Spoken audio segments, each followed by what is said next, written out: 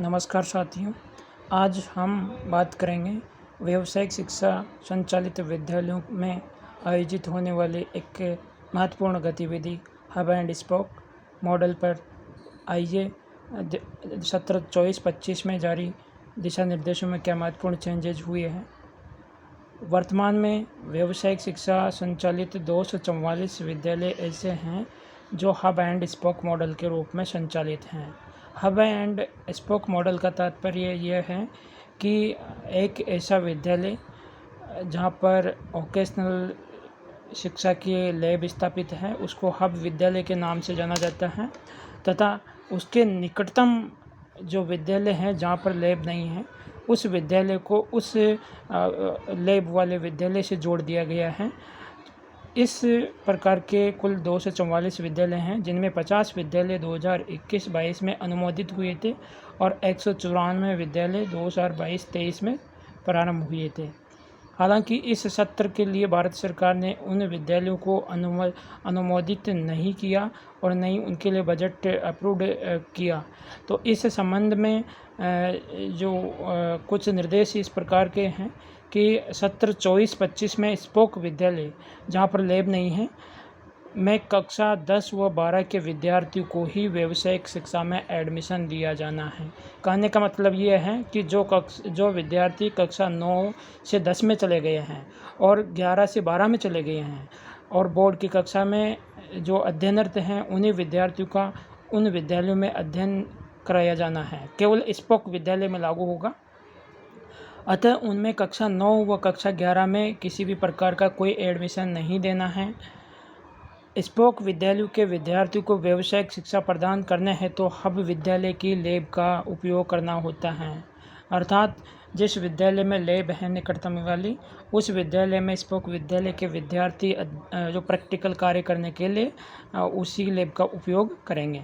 जिन spoke विद्यालयों में प्रत्यक्ष व्यावसायिक प्रशिक्षक नियोजित नहीं हैं, अर्थात वोकेशनल ट्रेनर जहां पर अलग से नहीं लगाए गए हैं, वहां के विद्यार्थियों को जो हब विद्यालय में लगे वोकेशनल ट्रेनर हैं वही अतिरिक्त कालांश की व्यवस्था करके और उस विद्यालय में जाकर उनका जो सैद्धांतिक जो पाठ्यक्रम को पूरा कराने का काम कराया जाएगा। इसके लिए उनको जो बेटी हब से स्पोक विद्यालय में जा रहे हैं उनको प्रति कक्षा प्रति सेक्टर 2500 रुपये का अतिरिक्त मानदेय होगा। व्यावसायिक प्रशिक्षकों को अतिरिक्त मानदेय भुगतान व्यवसायिक संबंधित जो प्रोवाइडर फर्म है उसके द्वारा भुगतान किया जाएगा और उस फर्म के द्वारा प्रस्तुत बिलों के आधार पर जिला कार्यालय से पत्रावली का निस्तारण कर दिया जाता है। स्पोक विद्यालय के संस्था प्रधान अपने विद्यालय से एक राजकीय शिक्षक को व्यावसायिक शिक्षा प्रभारी अर्थात जिसे कौशल मित्र के रूप में जाना जाता है को नियोजित करना सुनिश्चित करेंगे। व्यावसायिक विषयों में के प्रायोगिक कार्य हेतु स्पोक विद्यालय के विद्यार्थियों को हब विद्यालय में जाना होता है। एक और बड़ा अपडेट यहाँ पर यह हुआ है कि पहले जो स्पोक विद्यालय के जो विद्यार्थी हब विद्यालय में प्रैक्टिकल के लिए जाते थे उनको ट्रांसपोर्ट वाउचर के रूप में ट्रांसपोर्ट अलाउंस के रूप में 3000 रुपये प्रति विद्यार्थी का भुगतान किया गया है। इस व्यवस्था को इस सत्र में बंद कर दिया गया है।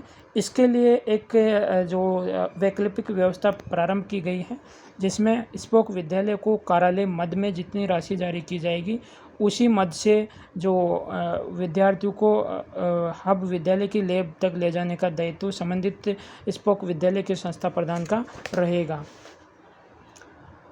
उक्तानुसार विद्यार्थियों के आवागमन तथा विद्यालय समय के अतिरिक्त समय में जो प्रायोगिक कार्य हेतु संबंधित हब एवं स्पोक विद्यालय के संस्था प्रधान द्वारा विद्यार्थियों की सुरक्षा का विशेष ध्यान रखा जाना चाहिए।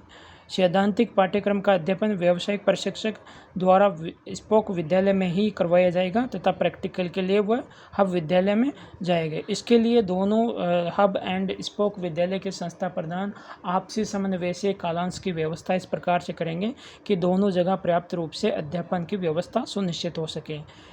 स्पोक विद्यालय में व्यावसायिक प्रशिक्षकों की दैनिक उपस्थिति बाबत विद्यालय में अलग से सेक्टर वाइज उपस्थिति रजिस्टर संधारित किया जाएगा। ध्यान रहे, उपस्थिति रजिस्टर में व्यावसायिक प्रशिक्षक जो आपके विद्यालय में नियोजित हैं फर्म द्वारा, उसका नाम बिल्कुल नहीं लिखना है।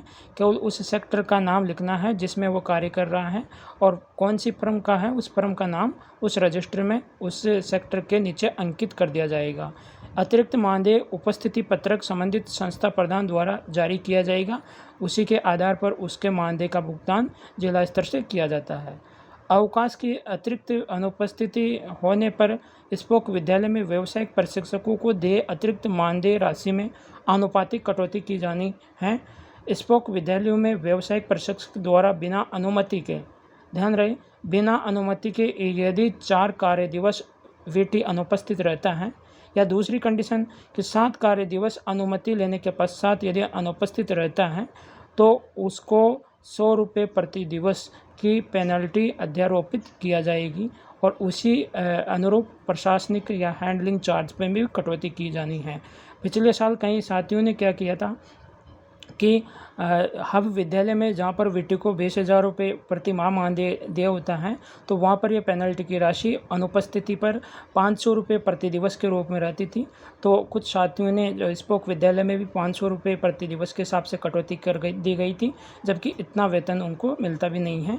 तो इस बार इस गाइडलाइन में ये क्लियर किया गया है कि स्पोक विद्यालय में केवल 100 रुपये की अधिकतम कटौती प्रति दिवस के रूप में की जा सकती है। बजट का प्रावधान की यदि हम बात करें तो स्पोक विद्यालय के कक्षा 10 के विद्यार्थियों को औद्योगिक भ्रमण है तो प्रति विद्यालय प्रति सेक्टर राशि जो केवल कक्षा 10 के विद्यार्थियों के लिए यूज़ की जानी है 30,000 रुपये का प्रावधान किया गया है, जिसमें 3 औद्योगिक भ्रमण करवाया जाना निर्धारित किया गया है। पहला सितंबर माह में, दूसरा नवंबर में, और फिर फरवरी में। तो इस प्रकार से उसमें जो औद्योगिक भ्रमण को लेकर हम एक अलग से किसी अन्य वीडियो में बात करेंगे। कक्षा 12 के विद्यार्थी को ऑन जॉब ट्रेनिंग इंटर्नशिप है तो प्रति विद्यालय प्रति सेक्टर राशि रुपये 30,000 रुपये का प्रावधान किया गया है। अर्थात जो 12वीं कक्षा के विद्यार्थी को ओजीटी आयोजित करवाई जाती है तो उसके लिए जो शीतकालीन अवकाश में 30,000 रुपये का 10 दिवसीय गतिविधि के रूप में निर्धारित किया गया है। स्पोक विद्यालय हेतु कार्यालय व मद के अंतर्गत प्रति विद्यालय राशि 50,000 रुपये के बजट का प्रावधान किया गया है। उक्त बजट राशि स्पोक विद्यालय को ही इस बार स्थानांतरित किए जाने का प्रावधान है, उसी अनुरूप वहाँ पर यह खर्च किया जाना है। दूसरा बड़ा अपडेट इस बात को लेकर है कि हमारे कई संस्था प्रधान साथी या कौशल मित्र या वीटी इस बात में जो एक तरह से जो कन्फ्यूज में हैं कि हेल्थ केयर ट्रेड को लेकर क्या निर्देश हैं। हालांकि पिछले सत्र में हेल्थ केयर ट्रेड में एडमिशन नहीं लेने के जो शासन सत्र से आदेश आई थी, बाद में कुछ जो वीटी वोकेशनल ट्रेनर माननीय हाई कोर्ट की शरण लेकर वहाँ से निर्देश माननीय हाई कोर्ट का निर्देश था कि जब तक अंतिम आदेश इस संबंध में जारी नहीं किया जाता है तब तक यथास्थिति बनाए रखनी है। तो इस संबंध में ये निर्देशित किया जाता है कि हेल्थ केयर ट्रेड और सिक्योरिटी ट्रेड में कक्षा 9 में इस वर्ष भी जो आपको एडमिशन लेने हैं वही 40 विद्यार्थी प्रति ट्रेड के हिसाब से, और इसके लिए राज्य स्तर से जो वीटी नियोजित करने के लिए भी जो टेंडर प्रोसेस प्रक्रियाधीन चल रहा है। जल्दी लगभग 1 माह के अंदर आपके विद्यालय में जो वीटीज अपॉइंट कर दिए जाएंगे। अतः आप इस संबंध में क्लियर रहे कि एडमिशन हेल्थ केयर ट्रेड में 9 और 11 में लेना है।